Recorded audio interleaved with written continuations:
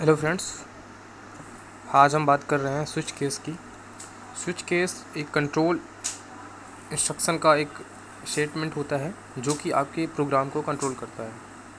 जैसे कि हम इफ़ एल्स की बात करते हैं, नेस्टेड इफ़ एल्स की बात करते हैं, उसी प्रकार से स्विच भी हमारे प्रोग्राम को कंट्रोल करने के काम में आता है। इसीलिए आज हम बात कर रहे हैं स्विच की। तो स्विच में एक विशेष कंडीशंस होती हैं कि आपको चॉइस चुननी पड़ती है। जैसे कि इफ़ में आपने देखा, एल्स में देखा कि प्रोग्राम अपने आप पहले में चलता है, फिर अगर वो सही हुआ तो स्किप करके गेट सी एच में चला जाएगा। इसमें ऐसा नहीं होता है। इसमें आपने जिस चॉइस को चुना है, यदि आपके ऊपर निर्भर है कि आप कितनी चॉइसेस बना रहे हैं। अगर एक चॉइस, दो चॉइस, 50 चॉइस, जितनी चॉइसेस बनाना चाहते हैं आपके ऊपर निर्भर है। तो आपको चॉइस देनी पड़ती है और फिर बाद में जब आप रन करेंगे तो आपको चॉइस बतानी पड़ेगी कि आप किस चॉइस को चलाना चाहते हैं, आप किस आंसर चाहते हैं। आप बहुत सारे यहाँ लॉजिक लिख सकते हैं। तो आगे शुरू बताता हूँ मैं आगे। इस तरीके से आप लॉजिक में, डिसीजन में इस तरीके से स्विच लिखते हैं और फिर चॉइस, जो भी चॉइस है आने वाले समय में चॉइस लिख देंगे और इसका इफ़ की तरह अपना खुद का करली ब्रेसेस ऑन हो जाता है। तो हम केस फर्स्ट लिखते हैं, और एक बात ज़रूर याद रखिएगा कि इस तरीके का सेमी कॉलन इसमें नहीं लगता है, इस तरीके वाला सेमी कॉलन लगता है। ठीक है। अब केस वन में अब आप कोई भी लॉजिक लिख सकते हैं। मैं यहाँ पास मॉड्यूल का लॉजिक लिख देता हूँ रिमाइंडर निकालने के लिए। तो रिज़ल्ट करके हमने पहले डिक्लेयर कर दिया है रिज़ल्ट को, और ए मॉड्यूल के लिए इस तरीके का परसेंटेज का यूज किया जाता है, और बी, ठीक है, सेमी कॉलन प्रिंट होगा द रिजल्ट इज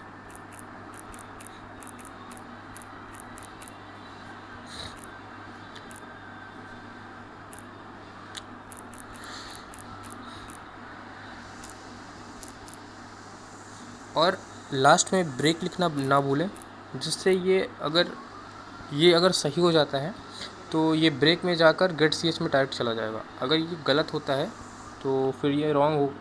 आप पहली बात तो चॉइस करेंगे, गलत होने की संभावना ही नहीं है।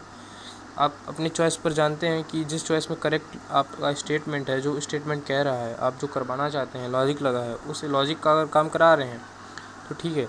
अगर आप गलत करेंगे तो फिर इनवैलिड वाला भी पोर्शन हम रखते हैं लॉजिक डिसीजन में।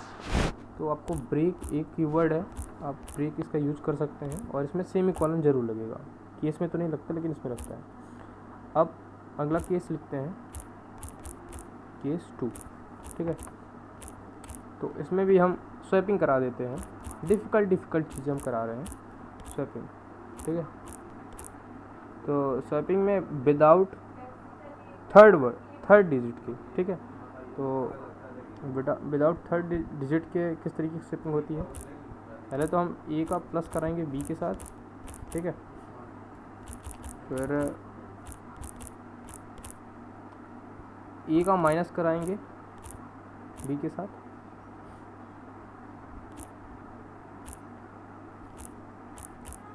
और फिर से ए का माइनस कराएंगे बी के साथ।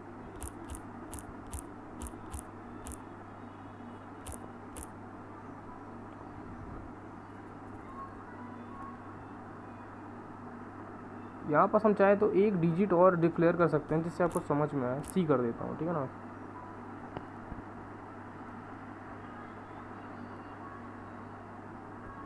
नहीं, यहाँ पे ठीक है, रिजल्ट की जगह ये मैं कुछ कर देता हूँ। रिजल्ट की जगह कर देता हूँ यहाँ पास मैं ए,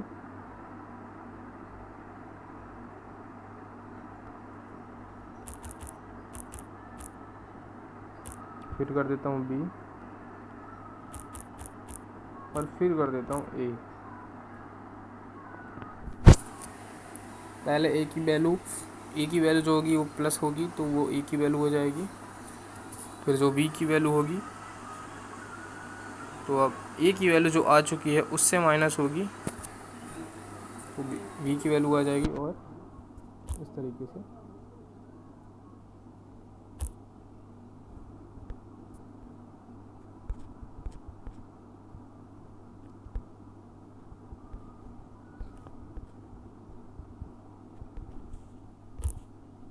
तो प्रिंट एफ हो जाएगा। इसके बाद the value of A B, the value of after swapping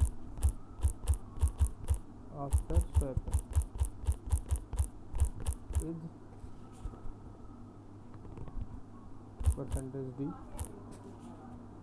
D,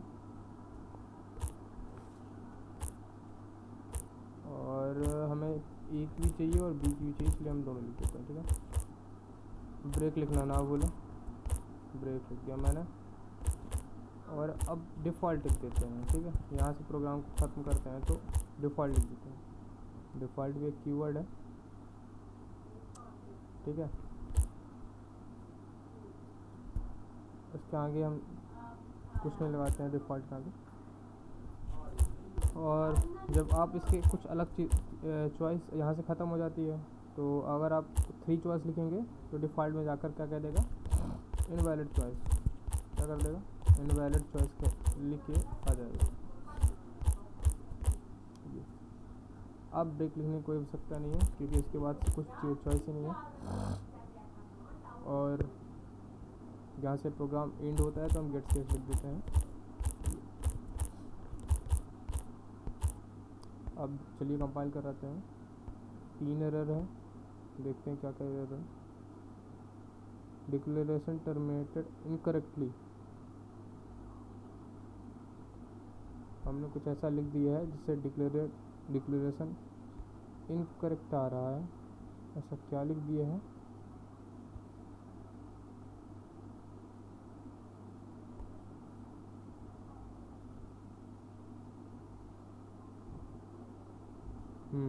यहाँ पे हमने कॉमा लगा दिया है, ये गलत है। अब कराते हैं। अब 2 एरर आ रहे हैं यहाँ पे, स्टेटमेंट मिसिंग। अच्छा, हमने ए माइनस बी के आगे सेमी कॉलम लगाना भूल गए हैं, सेमी कॉलम लगा देते हैं। अब अरे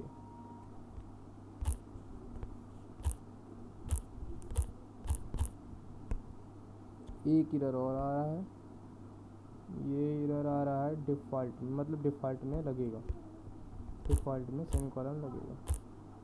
ठीक है,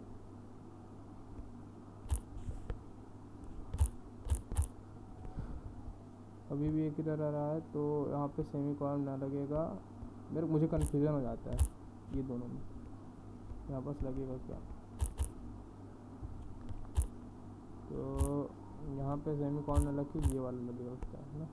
ये देखिए सक्सेस हो चुका है प्रोग्राम, और रन कर देते हैं। चॉइस लिखते हैं पहली चॉइस, अब एंटर दी वैल्यू 10 कर देते हैं और 4 कर देते हैं। आप देख सकते हैं रिजल्ट बिल्कुल सही है। अगर हम 10 का डिवाइड 4 से करेंगे तो 2 आएगा रिमाइंडर। ठीक है, अब हम नेक्स्ट चॉइस लिखते हैं, चॉइस 2 लिखता हूँ मैं, और एंटर दी वैल्यू करता हूँ। स्वैपिंग कराना है तो ए की वैल्यू 10 करते हैं, 2 करते हैं, और ये देख सकते हैं आप स्वैप हो चुकी है। ए की वैल्यू हमने 10 लिखी थी, 20 लिखी थी, और स्वैप होकर ए की वैल्यू 20 आ चुकी है और 10 आ चुका है। सो यही है प्रोग्राम। आशा करता हूँ कि आप समझ पाए होंगे। Thank you for watching and thank you for listening me. जय हिंद, जय भारत।